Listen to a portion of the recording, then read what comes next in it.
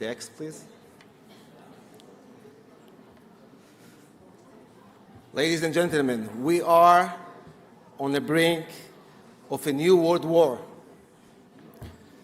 I know this sounds extreme, but look around. Russia, Ukraine and NATO, China and the U.S., Pakistan and India, Israel on 7 fronts. The battle lines are drawn. In 1944, Jews in Hungary were living fairly normal lives. Most had no idea they were in a world war. They definitely had no idea that it would take only 8 weeks for nearly 500,000 of them to be sent to Auschwitz. It's easy to see history when you read it in a book. It's much harder when you are living it. Make no mistake, today we are living it. And Israel is right in the middle. People like to say that Israel is the center of the world. That's not a slogan. That's a responsibility. If you zoom out, it's not just geography. We are between continents, between civilization, between ancient and modern. We are ready to do what needs to be done for the sake of Israel and the free world. I have seen this responsibility personally on the battlefield.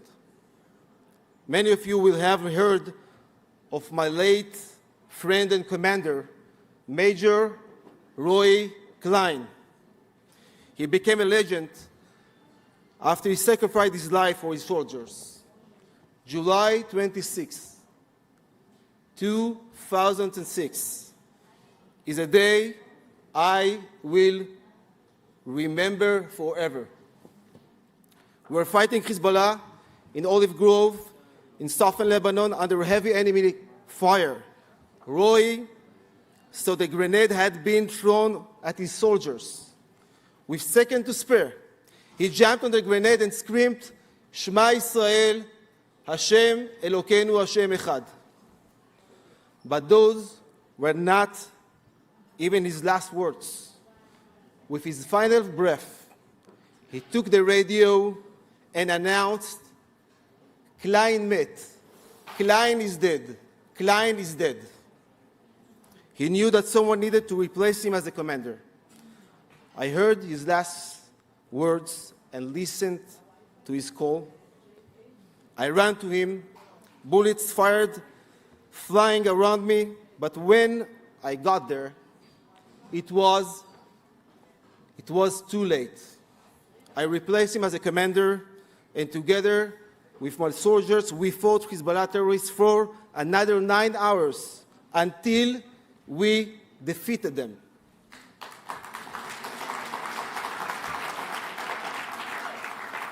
Klein left behind a wife, Sarah, and 2 baby sons. When I carried Roy's body, I thought of how he embodies the greatness of our people, who live the past and the future at the same time. With our right hand, we say, "Shema Yisrael." With our left, we press a button to explode thousands of Hezbollah pagers.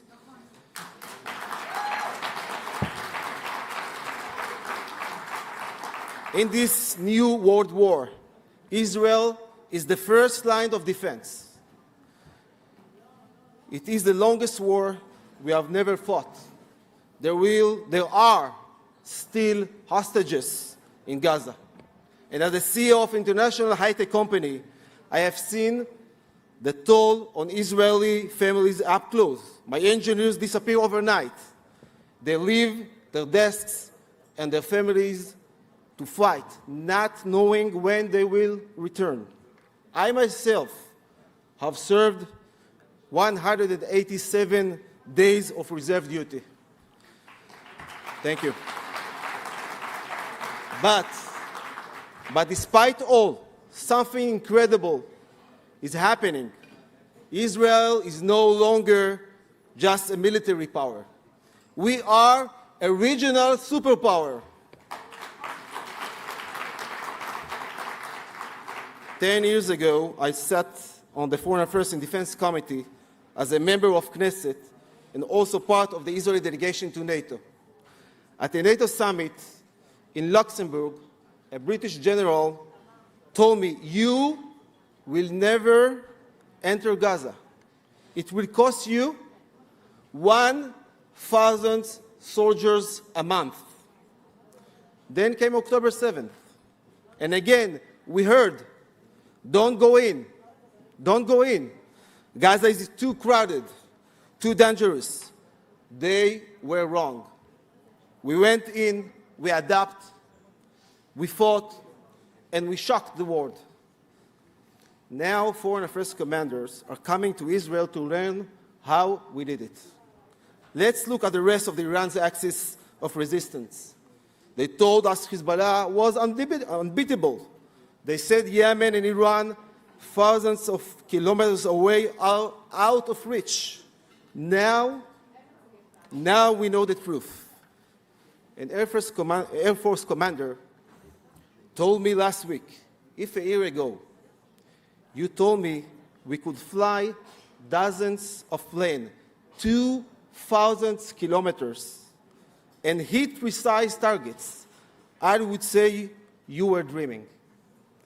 He paused and then said, "Today, only 2 countries on earth can do that: America and Israel."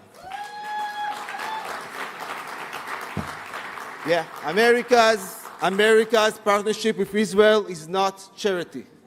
It's strategy. Just look at the F-35.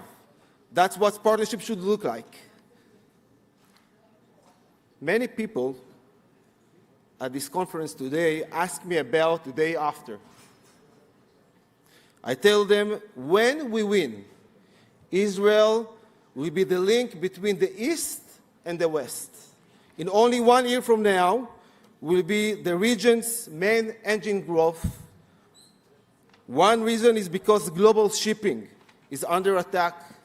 Houthis in the Red Sea, Iranian militias in the port of Sudan, the Chinese in the Panama Canal. America and Europe spend billions to protect maritime trade, only to be hit by missiles bringing global shipping to its knees. Thanks to the Abraham Accords, trucks now move goods from the UAE to Israel in just 4 days instead of 14, skipping the Red Sea entirely.